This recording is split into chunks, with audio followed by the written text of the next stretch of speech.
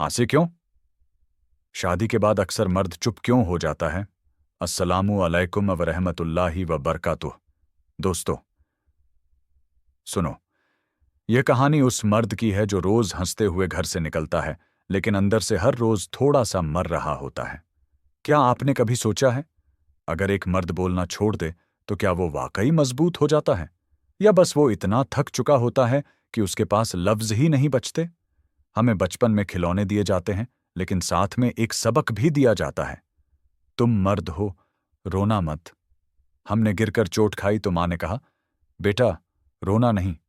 हमने दोस्तों में धोखा खाया तो बाप ने कहा, मर्द बनो, दिल छोटा मत करो। हमने रोना तो छोड़ दिया, पर हमने महसूस करना नहीं छोड़ा। शादी के बाद घर का सबसे खामोश कमरा अक्सर उस मर्द का दिल बन जाता है। शादी के बाद मर्द की पहचान सिर्फ एक एटीएम मशीन या प्रोवाइडर की बनकर रह जाती है। बीवी के लिए नए जोड़े आते हैं, बच्चों के नए जूते की डिमांड पूरी होती है। पर मर्द, उसका पुराना वॉलेट वहीं रहता है, चाहे उसकी सिलाई उखड़ जाए। उसकी पीठ में दर्द है, पर वो ठीक हूं कहकर काम पर निकल जाता है। क्यों? क्योंकि अगर वो थक गया तो घर का चूल्हा थक जाएगा। आजकल लोग कहते हैं, मेरा मर्द बदल गया है, पहले जैसा प्यार नहीं रहा। लेकिन क्या कभी किसी ने यह पूछा, तुम लेट क्यों आए? क्या रास्ते में कोई परेशानी थी? क्या तुमने आज खाना सुकून से खाया? नहीं। अक्सर सवाल शिकायत से शुरू होते हैं और ठीक है, पर खत्म हो जाते हैं। और यही ठीक है, मर्द की सबसे बड़ी कुर्बानी है। उस रात भी वो चुप था। दीवार की घड़ी की टिक टिक उसके दिल की धड़कन से तेज थी। बीवी अंदर सो रही थी, या शायद सोने का नाटक कर रही थी। उसने मोबाइल उठाया, स्क्रीन ऑन की, पर किसी का मैसेज नहीं था जो पूछे कैसे हो। स्क्रीन बंद कर दी।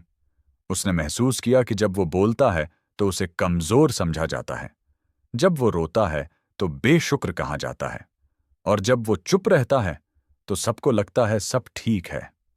उसने सीख लिया है कि उसके आंसुओं की कोई कीमत नहीं, इसलिए उसने उन्हें पीना सीख लिया। पर जहर पीने से इंसान मरता है, और मर्द रोज थोड़ा थोड़ा मरता है। लेकिन उस रात कुछ अलग था।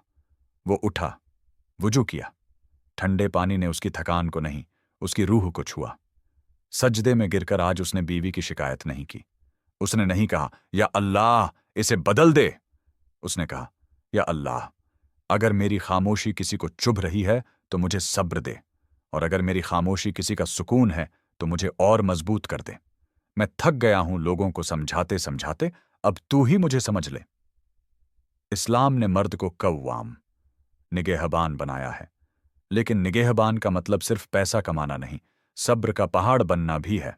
हमारे नबी सल्लल्लाहु अलैहि वसल्लम ने कभी मर्द के दर्द को कमजोरी नहीं कहा। उन्होंने फरमाया, तुम में सबसे बेहतर वो है जो अपने घर वालों के लिए बेहतर हो। पर बेहतर होने की कीमत मर्द अपनी खामोशी से चुकाता है। अगली सुबह कोई मिरेकल नहीं हुआ। जिंदगी वही थी, मुश्किलात वही थी। लेकिन अब वो मर्द अकेला नहीं था। उसने समझ लिया था कि दुनिया सुने न सुने, अल्लाह वो भी सुनता है जो दुनिया नहीं सुनती। अगर आप एक मर्द हैं और यह वीडियो देख रहे हैं, तो याद रखें, आपकी खामोशी कमजोरी नहीं, आपका सब्र है। और अगर आप एक माँ, बहन या बीवी हैं, तो आज अपने घर के मर्द से सिर्फ इतना पूछ लीजिए, तुम थक तो नहीं गए? अगर आप मर्द की इस खामोशी को समझते हैं तो कमेंट में लिखें, समझ गया। इस वीडियो को शेयर करें, शायद किसी टूटते हुए मर्द को आज सुकून मिल जाए।